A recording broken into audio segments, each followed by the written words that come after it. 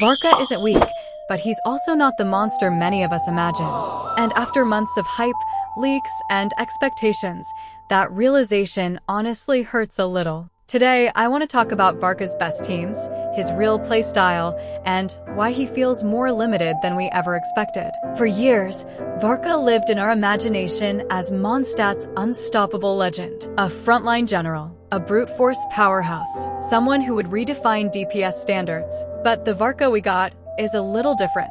He's precise, he's calculated, and most importantly, he's team-locked. Varka is an Anemo Claymore DPS dealing mixed Anemo and Pyro damage, designed around short burst windows and quick-swap gameplay. He doesn't dominate the field, he steps in, unloads everything, and leaves. That alone already breaks a lot of the power fantasy many players had. And here's the hard truth. Varka isn't free. He isn't flexible. He is heavily incentivized, almost forced, into double Anemo plus double Pyro teams. Yes, he can function outside of it, but the damage gap is massive.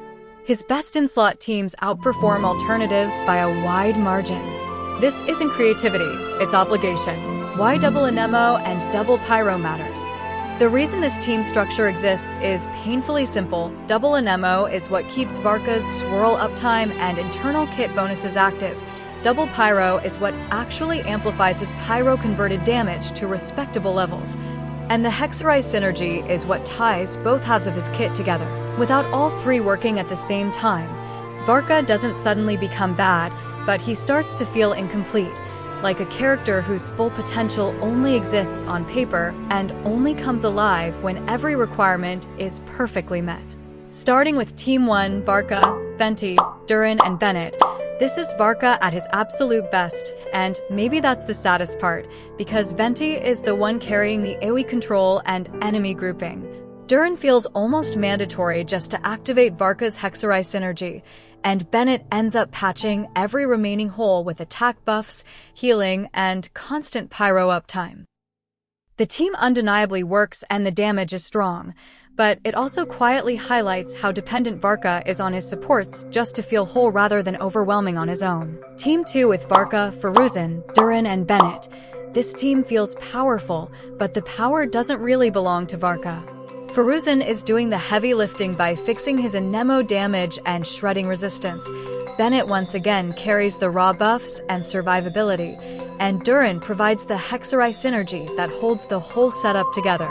Varka does shine here, but only while standing on the shoulders of his supports, and the moment any piece is missing, the illusion of dominance starts to crack. Coming to Team 3, Varka, Aoife, Duran, Bennett. This is very much the make him work team, where the rotation has to be tight, timing matters more than it should, and even small mistakes get punished. Yes, it's effective on paper and can clear content, but it never really feels legendary. It feels like effort spent holding the kit together rather than unleashing the kind of power Varka was always imagined to have. Finally, Team 4 consists of Varka, Sucrose, Duran, Bennett. This one feels niche, experimental, and almost desperate, with Sucrose boosting reactions and smoothing out Varka's damage just enough to keep the team functional.